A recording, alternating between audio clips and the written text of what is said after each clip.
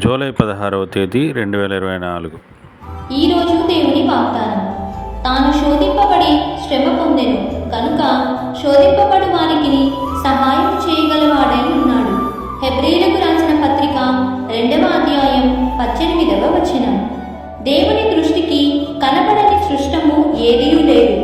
మనం ఎవనికి లెక్క అప్పచెప్పవలసి ఉన్నదో ఆ దేవుని కన్నులకు సమస్తమును మరుగులేక తేటగా ఉన్నది. మీ సహనమును సకల